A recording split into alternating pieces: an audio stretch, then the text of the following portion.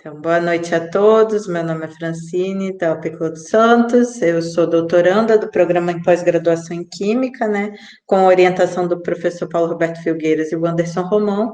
E hoje o que eu vou apresentar é o artigo que eu produzi durante, né, esses meus anos de doutorado, que é o Discriminação de Petróleos e Combustíveis, utilizando um espectrômetro NIR portátil, um espectrômetro na região do infravermelho próximo.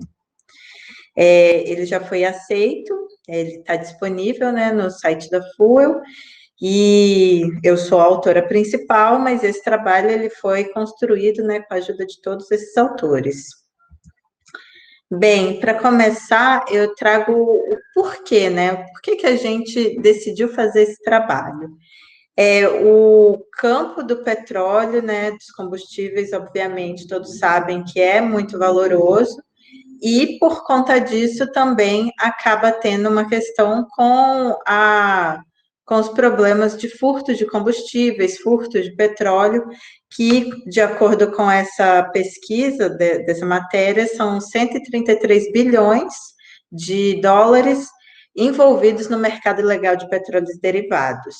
Sendo que dentro desse estudo de petróleos derivados, e principalmente voltado para essa parte da adulteração, da parte do roubo, as técnicas que normalmente são empregadas para mostrar se uma amostra está adulterada, ou para realmente verificar se é a amostra desejada, né, a origem da amostra que se deseja, se utiliza muito as técnicas da cromatografia e do infravermelho na região do médio.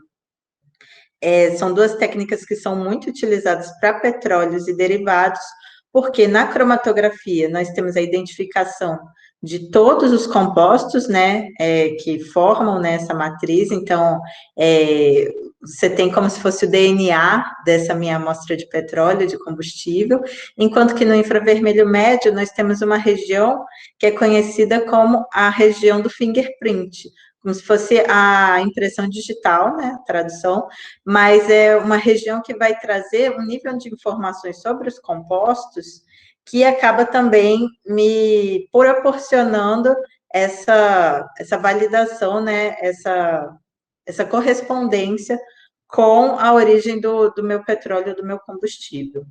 Porém, a nossa proposta foi utilizar um infravermelho próximo, principalmente por causa da questão dos equipamentos portáteis que têm sido produzidos, que eles proporcionam, quando eu falo de portabilidade, não é só uma miniaturização desses equipamentos, mas realmente eles proporcionam com que você possa levar para campo e fazer ali as análises de uma forma muito mais simples, obtendo os resultados em questões de segundos dos espectros, e associado à quimiometria, que é também os modelos, né, matemáticos, os modelos de previsão, os modelos de regressão que já são embutidos nos softwares, né, desses equipamentos portáteis, possibilitam ali uma resposta rápida, principalmente nessa parte de triagem, de você fazer uma primeira identificação do problema ali, enfim, ter uma resposta mais rápida.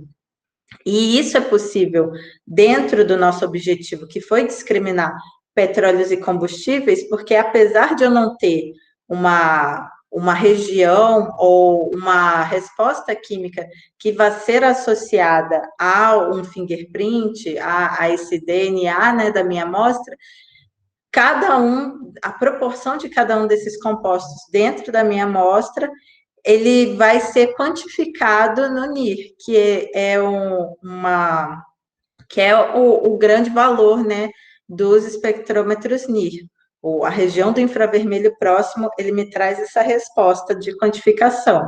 E como diferentes combustíveis ou diferentes amostras vão ter proporções diferentes dos componentes, né, ali inseridos, então, por isso, que podemos, né, fazer esse tipo de análise.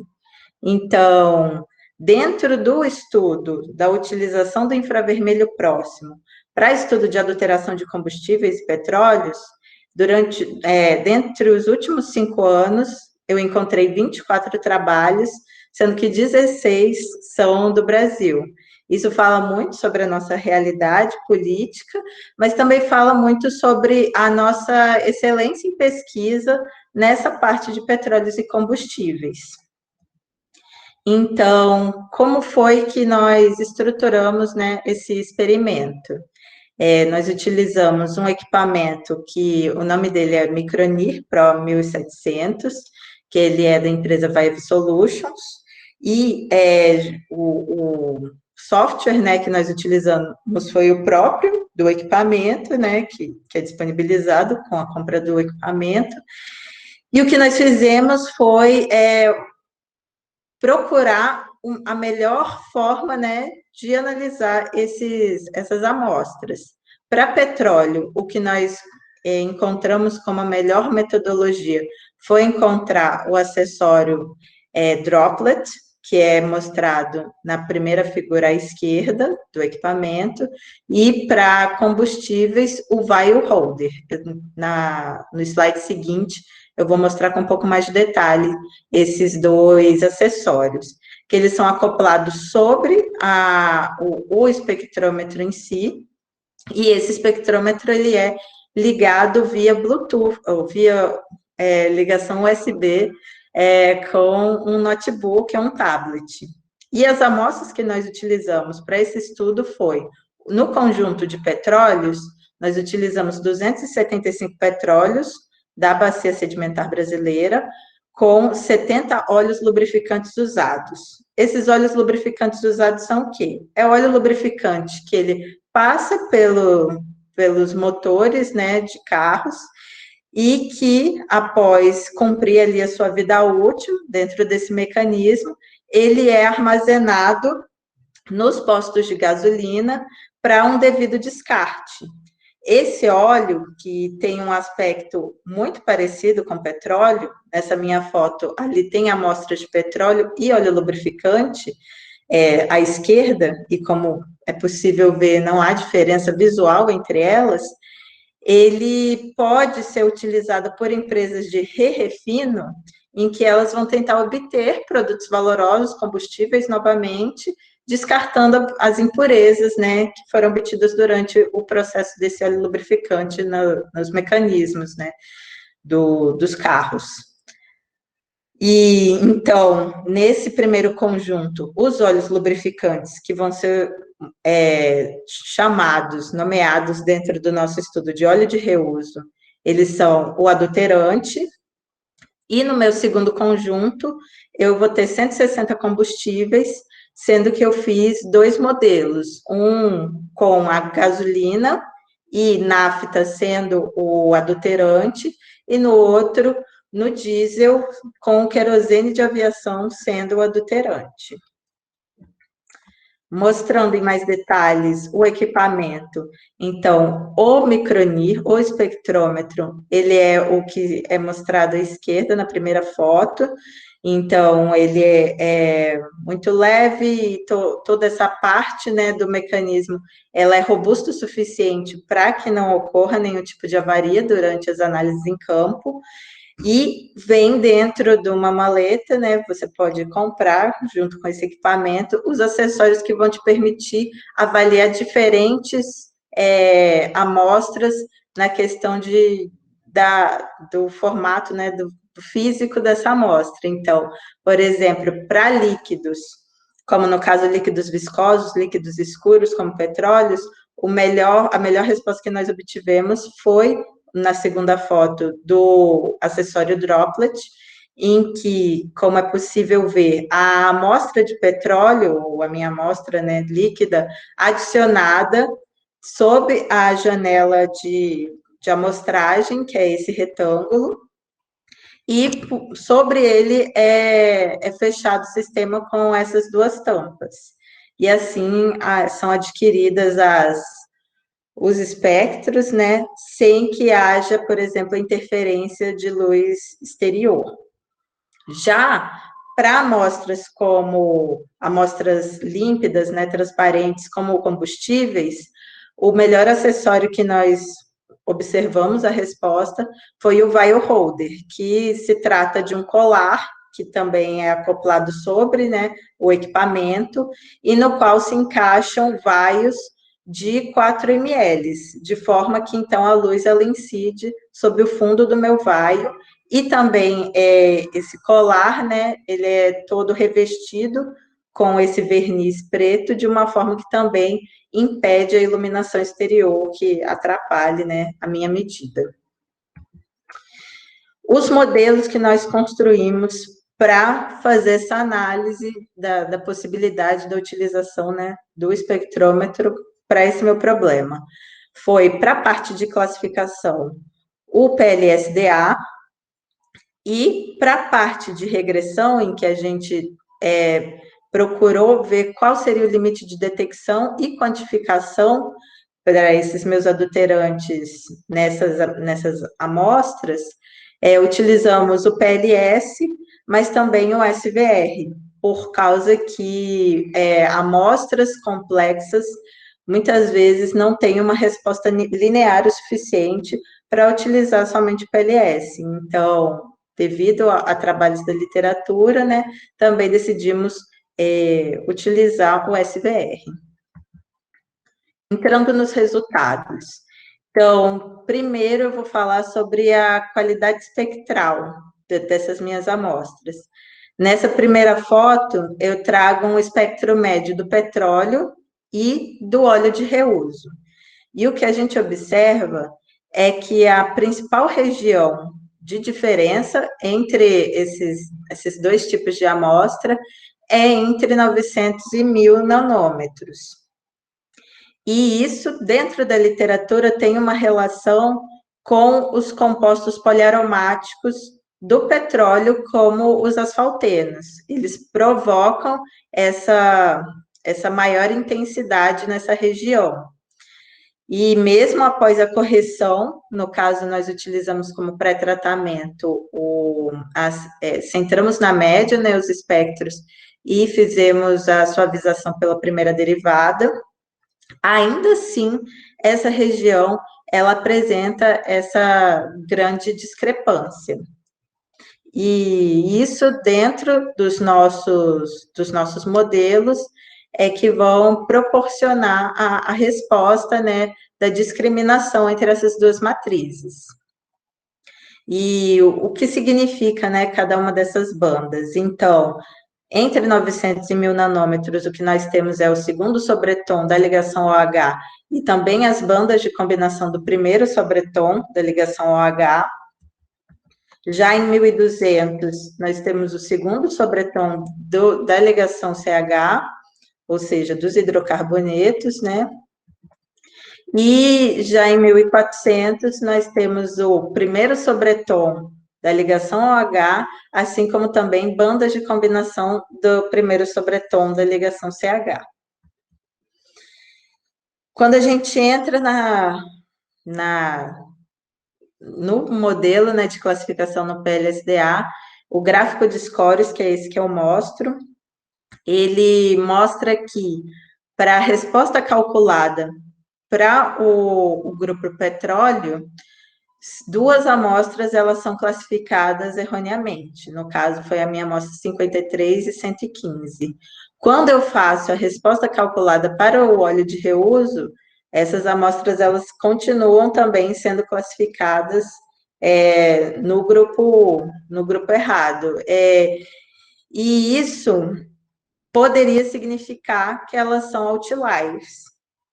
Porém, quando a gente observa o gráfico dos resíduos, essas amostras, elas não têm um comportamento de outlier, elas não têm um valor residual grande.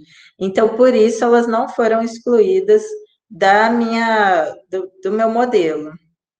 E isso, então, mostra que, possivelmente, o que acontece é uma questão da variabilidade entre petróleos, que é muito maior do que a variabilidade entre óleos de reuso.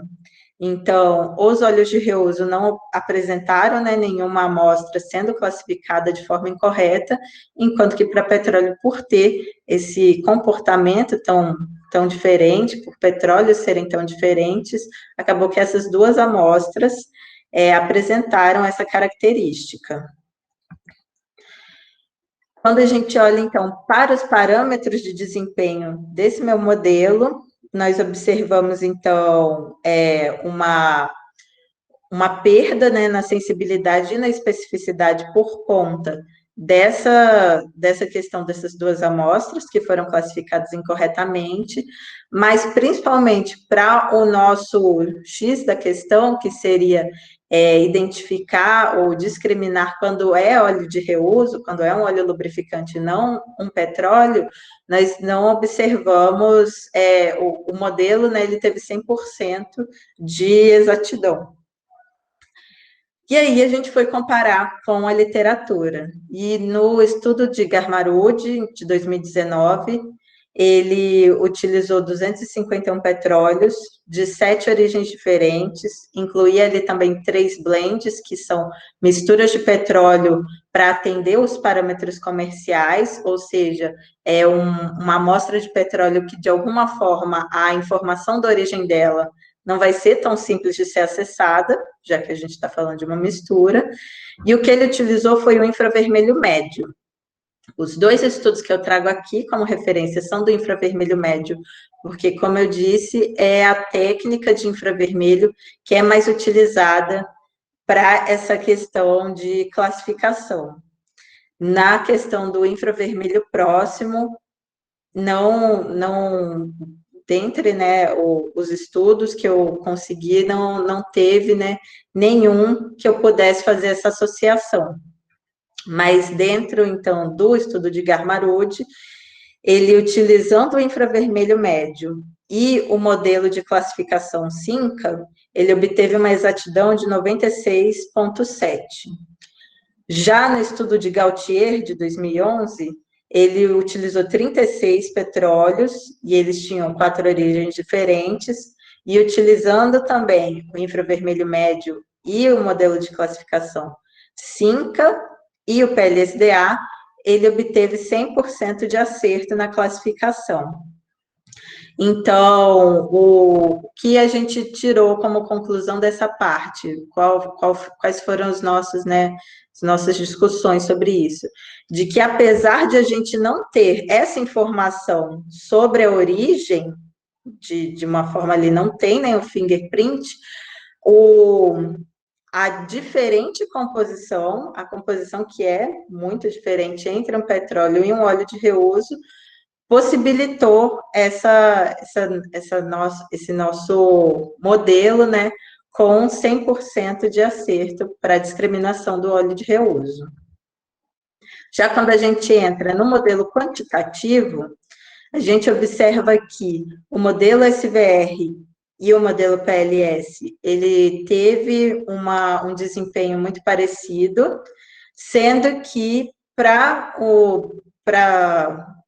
observando que o modelo PLS, ele tem muito mais aplicação, ele é disponível em diferentes softwares que facilita, né, a aplicação dele nos setores, a gente encarou que o PLS ele obteve o melhor resultado. Não foi feito nenhum teste para realmente ver se existia uma diferença entre o SVR e o PLS, os valores, por conta disso, porque mesmo que ele ganhasse nessa questão estatística, o PLS ele é muito mais simples de ser aplicado. E comparando com a literatura, novamente, não temos nenhum estudo prévio que ataque exatamente o mesmo problema que a gente, mas o que a gente tem é que, por exemplo, no estudo discípulo de 2019, ele avaliou solos contaminados com petróleo, com combustíveis. E os modelos para identificar essa porcentagem ali da contaminação de petróleos e combustíveis ficou para o modelo floresta randômica com R quadrado entre 0,40 e 0,75. E de acordo com a avaliação, né, desejada ali pelos autores, esse modelo ele foi discutido como sendo um bom modelo. Já para Douglas, que também utilizou solos contaminados, né, com hidrocarbonetos, o R² foi de 0,68, quando fala do modelo floresta randômica, e para o PLS 0,54, em que eles também consideraram que o floresta randômica obteve, né, um melhor desempenho, mas que o PLS, por ele ter essa facilidade de aplicação, ele ainda desempenhava uma resposta suficientemente boa. Já pensando, procurando trabalhos que utilizaram o SVR, por conta dessa questão da complexidade das amostras de petróleo e de combustíveis, encontramos o estudo de Alves e Popp, de 2012, em que eles analisaram 147 amostras de diesel contaminado, né, com biodiesel. No caso, eles queriam avaliar qual seria o LD e o LQ, o limite, né, de detecção desse meu adulterante ali, que ele pode ser adicionado de forma comercial, mas até um certo percentual, e os modelos de SVR, eles conseguiram prever essa quantidade de biodiesel adicionado ao diesel com 21 a 54%, de 21 a 54% melhor do que os modelos PLS. E então, nesse caso, o modelo SVR, ele obteve parâmetros de desempenho que realmente foram significativos.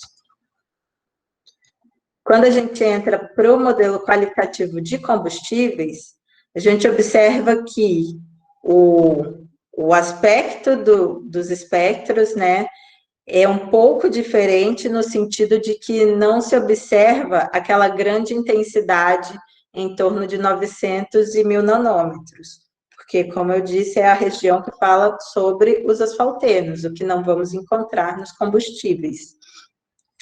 E a semelhança entre os meus combustíveis, né, que foram utilizados em cada um dos problemas, cada um dos modelos criados, é muito, muito mais próximo, como a gente observa para nafta e gasolina ou para o diesel e querosene.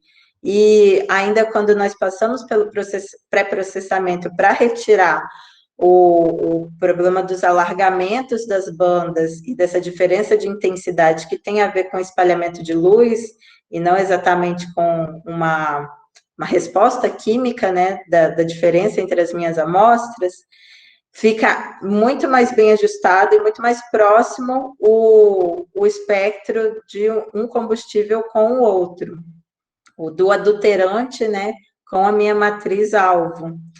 Então, a importância da necessidade, né, dos meus modelos, porque são as mínimas diferenças entre esses dois grupos que vão ser maximizadas para eu conseguir a minha resposta da discriminação no caso aqui do meu modelo de classificação.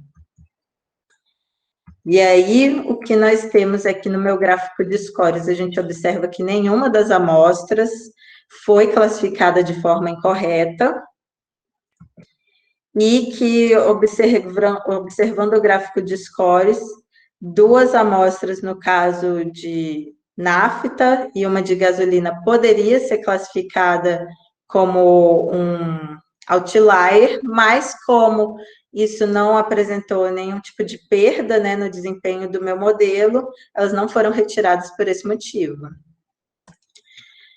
E aí, fazendo a comparação com a literatura, no caso de combustíveis, nós temos, né, mais estudos para falar sobre essa questão da classificação utilizando o infravermelho próximo. O estudo de Balabin, por exemplo, de 2010, ele tentou classificar conjuntos de gasolina de acordo com diferentes questões.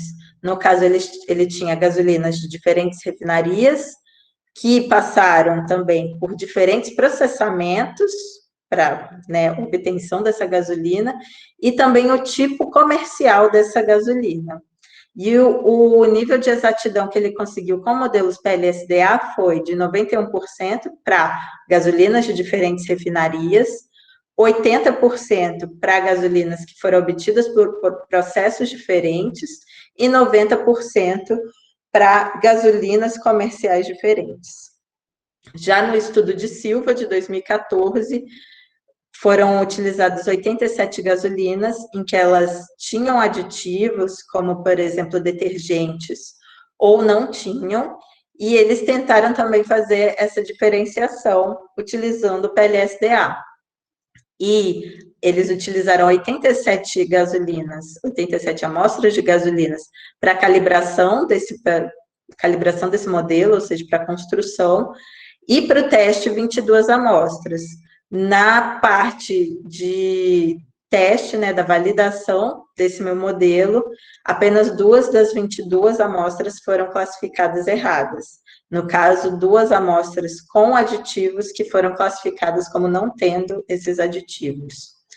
O grupo de Balabin também em um outro artigo, ele estudou óleos lubrificantes, também utilizando 3 conjuntos diferentes e tentando classificar esses conjuntos, e o que eles obtiveram foi uma exatidão de 64% quando são tipos de comerciais de óleo lubrificante diferente, 41% quando tenta classificar esses meus óleos lubrificantes de acordo com a viscosidade deles, sendo que era um grupo de óleos lubrificantes de viscosidade alta, e 48% quando era um grupo de lubrificantes com viscosidade baixa, que é um tipo comercial de óleo lubrificante, né?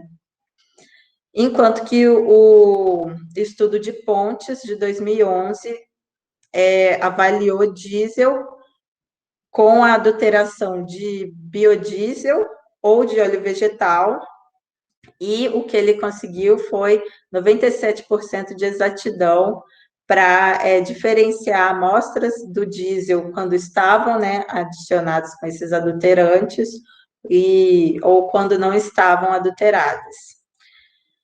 Por fim, eu trouxe também um estudo no infravermelho médio, porque foi utilizado um equipamento portátil. Em todos esses estudos que eu falei antes, sempre foram utilizados equipamentos de bancada, porque os equipamentos portáteis, eles têm sido comercializados principalmente a partir de 2010. Então, os estudos são muito recentes, ainda mais aplicados nas matrizes dos combustíveis. Então, no estudo de Maldonado, eles avaliaram diferentes combustíveis, tinha diesel, gasolina, diferentes tipos de álcool, e o que eles utilizaram como modelo para distinguir esses combustíveis foi o modelo ANOVA, né, a avaliação a ANOVA, só que avaliado de forma multivariada. E esse modelo obteve 100% de exatidão.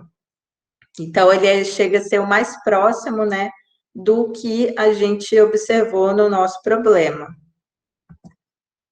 Já quando a gente observa o modelo quantitativo, aí a gente vai observar uma questão interessante, de que o R² dos nossos modelos, ele foi suficientemente bom, acima de 0,9, ele é considerado, né, estatisticamente bom, mas quando a gente compara nosso limite de detecção e o limite de quantificação com a literatura, a gente vai observar que eles são valores um pouco acima do que os encontrados.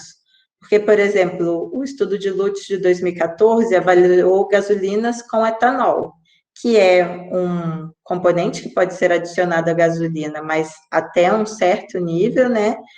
E o limite que ele obteve foi de limite de detecção 0,68 e limite de quantificação 2,04. Quando a gente observa os outros estudos, como, por exemplo, de Correia, que também utilizou gasolina misturada com etanol, ou no modelo para diesel, o de Paiva, que observou o diesel com biodiesel, e Correia, que também observou biodiesel com diesel, os limites de detecção de todos esses trabalhos estão abaixo, né, do que o que nós encontramos. Porém, como eu fiz questão de trazer ali qual era o adulterante, no caso, que estava sendo investigada na literatura, eram matrizes muito mais diferentes do que o problema que nós procuramos, do que as amostras, né, que nós construímos. A nafta e gasolina são frações obtidas na destilação do petróleo que tem a diferença de um corte, né, muito próximo.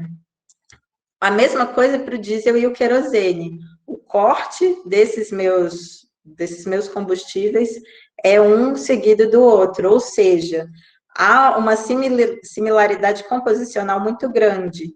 E foi por isso que nós escolhemos também esse tipo de problema, porque nós queríamos avaliar se a quantificação desse composto seria suficientemente boa, se a resposta para essa diferenciação seria suficientemente boa.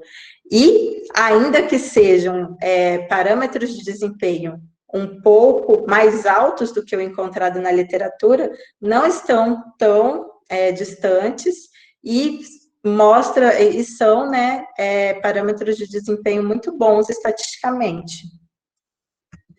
Então, a conclusão que a gente teve com esse trabalho foi que o espectrômetro portátil, ele é eficiente nessa discriminação e na quantificação num nível desejado para, por exemplo, um problema de adulteração, que era o que a gente queria atacar, que pode ser uma ferramenta muito útil para ser utilizada em campo. E os agradecimentos que eu tenho, né, que são colocados dentro do artigo e que eu reitero aqui nessa apresentação, as agências de fomento, como a CAPES, a FAPES, o CNPq, que ajudaram a financiar esse trabalho e financiam, né, os trabalhos do nosso grupo, e também a estrutura no qual foram feitas todas essas análises, que foi o LabPetro, uma parte, né, todo um grupo de pesquisas, todo voltado a petróleo e combustíveis da UFES, e que cedeu, né, todo o seu espaço e toda a sua inteligência, né, na equipe e tudo mais para o desempenho desse trabalho. Espero que tenha esclarecido um pouco desse artigo que foi construído com tanto carinho, e maiores informações vocês podem obter dentro, né, do arquivo. Muito obrigada.